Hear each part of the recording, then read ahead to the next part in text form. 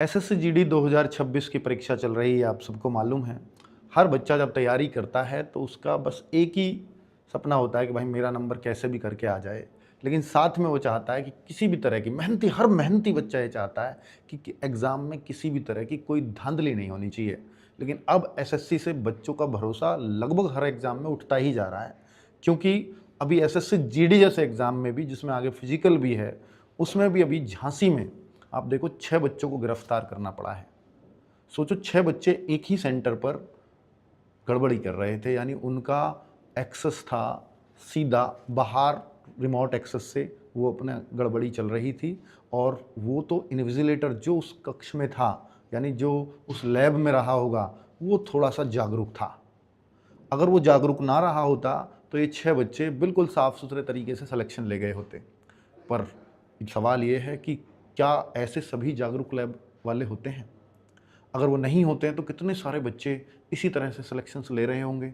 SSC को ये तो निकालना पड़ेगा सॉल्यूशन कि इतना आसानी से रिमोट एक्सेस हो क्यों रहा है? दिल्ली पुलिस में भी ऐसे ही खबरें आई थी। जम्मू कश्मीर में आपने सुना होगा कि भाई वहाँ पर दिल्ली पुलिस के ड्राइवर में 10-11 बच्चे और पूरे सेंटर को किस तरह से कब्जा कर रखा था। तो उस तरह से अगर चीज़ें चलेंगी तो कैसे कोई बच्चा भरोसा करेगा कि फेयर सिलेक्शंस हो जाएंगे। यहाँ पर 11-11 लाख रुपए बच्चों से तय कर रखे थे। 1 लाख पहले दे दो और 10 लाख तब दे देना जब रिजल्ट आपका आ जाए, पर तब तक डॉक्यूमेंट्स हमारे पास रख दो।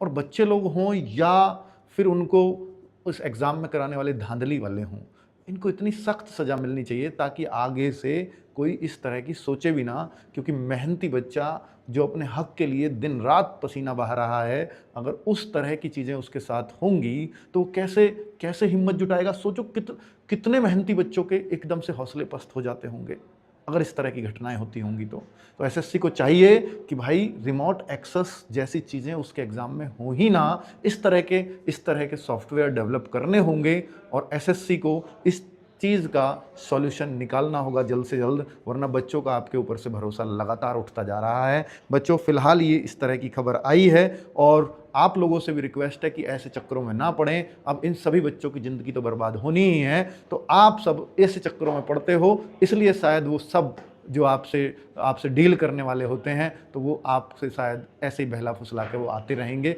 और आपके पैसे खाते रहेंगे। तो बच्चों, ऐसी चीज़ों पे प्लीज़ इन चीज़ों से बचा करो। Thank you.